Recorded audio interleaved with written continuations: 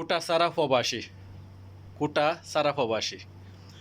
কোনো প্রবাসীদের কোটা নাই, কোনো প্রবাসীদের মেধা নাই।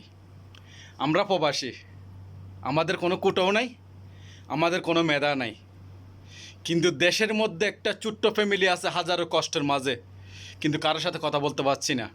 এটাই হচ্ছে প্রবাসী, আমরাই প্রবাসী। আমাদের এমন দুর্ভাগ্য, আমরা কোনো দিকে ফেসিলিটি পাই না। কোনো প্রবাসী কোনো দিকে ফেসিলিটি পাই না, নাই দেশে, নাই এয়ারপোর্টে, নাই কোনো দিকে। আমাদের কোনো মেধাও নাই, আমাদের কোনো কুটোও নাই। কোনো প্রবাসীর কুটোও নাই, কোনো প্রবাসীর মেধাও নাই। আমরা মেধা কুটা ছাড়া প্রবাসী। আমরা আছি, কষ্ট করব, 12-14 ঘন্টা ডিউটি করব, দেশে টাকা পাঠাবো, বস এটুটুক। যদি টাকা না পাঠাই, এমপি মন্ত্রী বড় বড় ওরা লেকচার দেবে, পাসপোর্ট ইয়া করো, টাকা পাঠাও, এই করো সেই করো। আজকে বিগদিন 5টা দিন হয়ে গেছে ফ্যামিলির সাথে দেখা হচ্ছে না, কথা বলতে পারছি না। হাজার প্রবাসী হাজার কষ্টের মধ্যে আছে। কে শুনছে কার কথা, কে শুনছে কার কথা, কে বলবে, কে করবে বিচার এটা? কে তারা কি ফ্যামিলিগুলো বেঁচে আছে নাকি মারা গেছে কেউ জানে না। ছোট্ট একটা কথা বলি, একটা ছোট্ট ছেলে রাস্তার মধ্যে দিয়ে কান্নাকাটি করতেছে। ছেলেটা অনেক কান্নাকাটি করতেছে। একটা লোক এসে বলতেছে, বাবা তুমি কান্না করতেছে কেন? বলতেছে যে হদে বাবা মাকে মারতেছে। আবার প্রশ্ন করলো, ছেলে তুমি কান্না করতেছো কেন? তো বলতেছে যে বাবা মাকে মারতেছে। হদে কেন? হয়তো মায়ের হয়তো বাচ্চা হচ্ছে না তাই।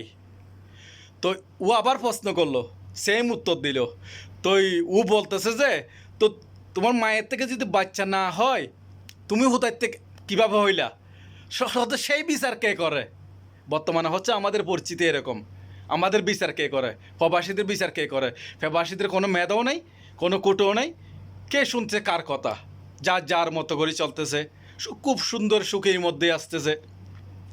তাদের কোনো বাসার খাবারের কোনো অভাব নাই, টাকা পয়সার অভাব নাই, গাড়ি ঘোড়ার অভাব নাই। প্রবাসীদের সব যন্ত্রণা, সব কিছু।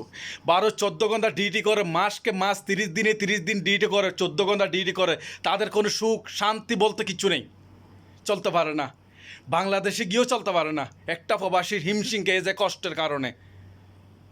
কিন্তু বাংলাদেশে এমন এমন ছেলে আছে সারা দিন রাত বসে থেকে ঘরের মধ্যে 1000-2000 টাকা খরচ করে, তারা টাকাগুলো পায় কই?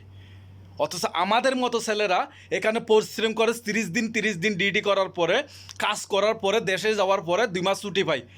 2-3-4 বছর কাটার পরে 2 মাস ছুটি পাই। ছুটি যাওয়ার পরে 2 মাস শান্তি করে থাকতে পারে না, কথা বলতে পারে না, চলতে পারে না। হিমশিম খেয়ে যায়। টাকা পয়সার প্রবলেম, ফ্যামিলি প্রবলেম, দেশের প্রবলেম, মানুষের প্রবলেম, যন্ত্রণা, সব কিছু ইত্যাদি ইত্যাদি। কে শুনছে কার কথা? ওই যে বললাম, ছোটো বাচ্চাদের কথা। তার বাবা তার মাকে মারতেছে কেন? বাচ্চা হচ্ছে না। তো প্রশ্নটা আসছে, তুমি কোথার থেকে হইলা? সেই বিচার কে করে? সেই বিচার কে করে? একটু আমার কথাগুলো বোঝার চেষ্টা করবেন, জানবেন। হ্যাঁ, কিন্তু যে ভিডিওগুলো করতেছি অনেক কষ্টের মধ্যে, আজকে বিগত 5টা দিন হচ্ছে, কি বলবো কষ্টের কথা। ছেলের চেহারা দেখতে পাচ্ছি না, কারো বাবা মার সাথে কথা বলতে পারছি না। দেশের মধ্যে ছোট্ট একটা ফ্যামিলি আছে, তাদের সাথে কারোর সাথে যোগাযোগ করতে পারছি না, কথা বলতে পারছি না। কে শুনছে কার কথা? কে বুঝবে এই প্রবাসীদের যন্ত্রণাগুলো? হ্যাঁ, একমাত্র আল্লাহ ছাড়া আর কেউ বুঝবে না। কত যে কষ্টের মধ্যে আছে যে লোকেরা কথা বলতে পারছে না। এরকম হাজার প্রবাসী আছে আমার মতো, আপনার মতো, সবাই কথা বলতে পারছে না, কারো ফ্যামিলির সাথে যোগাযোগ করতে পারছে না। কে শুনছে কার কথা? কে বুঝবে, কে করবে এটা? হ্যাঁ, কেউ নেই, কেউ দেখার নাই, কেউ শোনারও নাই, কেউ বোঝারও নাই। যা যার মতো করে ভালোই আছে। এটা হচ্ছে আমাদের পরিস্থিতি। করার কিছু নাই ভাই, বিদেশ করার কিছু নাই। হাজার কষ্টে থাকেন, টাকা কামান, দেশে ফাটান, মরে যান, জাহান্নামে যান, কারো মাথা ব্যথা নেই, কারো সমস্যা নেই, কারো সমস্যা নেই। আপনি আপনার মতো টাকা কামাতে থাকেন, দেশে পাঠাতে থাকেন।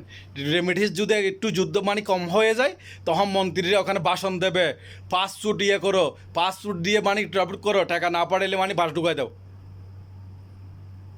না পাঠাইলে বাস ঢুকাই দাও।